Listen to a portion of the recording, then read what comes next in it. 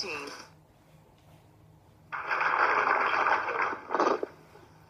Hello, I'm Sevron Suzuki speaking for ECHO, the Environmental Children's Organization. We're a group of 12 and 13-year-olds trying to make a difference. Vanessa Seti, Morgan Geisler, Michelle Quigg, and me.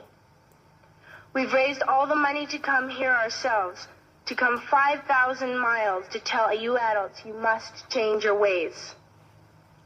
Coming up here today, I have no hidden agenda. I am fighting for my future. Losing my future is not like losing an election or a few points on the stock market.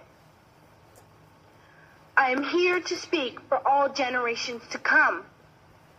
I am here to speak on behalf of the starving children around the world whose cries go unheard.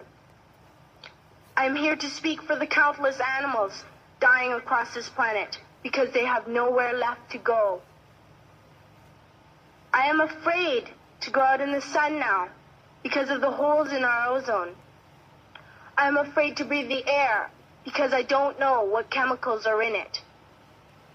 I used to go fishing in Vancouver, my home, with my dad, until just a few years ago we found the fish full of cancers.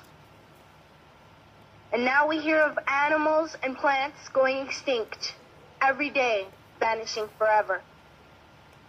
In my life, I have dreamt of seeing the great herds of wild animals, jungles and rainforests full of birds and butterflies. But now I wonder if they will even exist for my children to see. Did you have to worry of these things when you were my age? All this is happening before our eyes, and yet we act as if we have all the time we want and all the solutions. I'm only a child, and I don't have all the solutions. I want you to realize, neither do you. You don't know how to fix the holes in our ozone layer. You don't know how to bring the salmon back up a dead stream. You don't know how to bring back an animal now extinct. And you can't bring back the forest that once grew where there is now a desert. If you don't know how to fix it, please stop breaking it.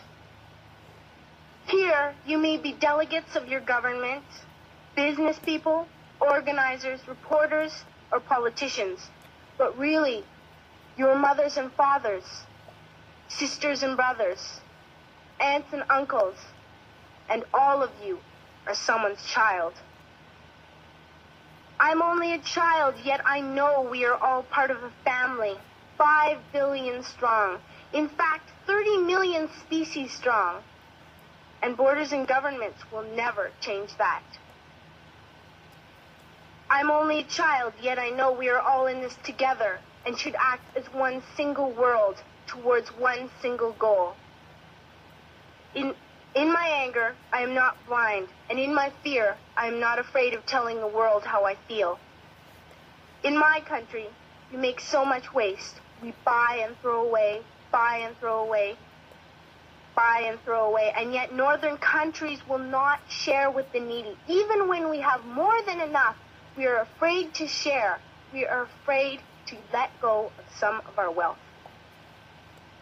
In Canada, we live the privileged life, with plenty of food, water, and shelter. We have watches, bicycles, computers, and television sets. The list could go on for 2 days. 2 days ago, here in Brazil, we were shocked when we spent time with some children living on the streets. This is what one child told us. I wish I was rich. And if I were, I would give all the street children food, clothes, medicines, shelter, and love and affection. If a child on the streets who has nothing is willing to share, why are we who have everything still so greedy? I can't stop thinking that these are children my own age, that it makes a tremendous difference where you are born. That I could be one of those children living in the favelas of Rio. I could be a child starving in Somalia, or a victim of war in the Middle East, or a beggar in India. I am only a child, yet I know if all the money spent on war was spent on finding environmental answers, ending poverty, and finding treaties, what a wonderful place this earth would be. At school, even in kindergarten, you teach us how to behave in the world. You teach us not to fight with others, to work things out, to respect others, to clean up our mess, not to hurt other creatures, to share, not be greedy. Then why do you go out and do the things you tell us not to do? Do not forget why you are attending these conferences, who you're doing this for. We are your own children.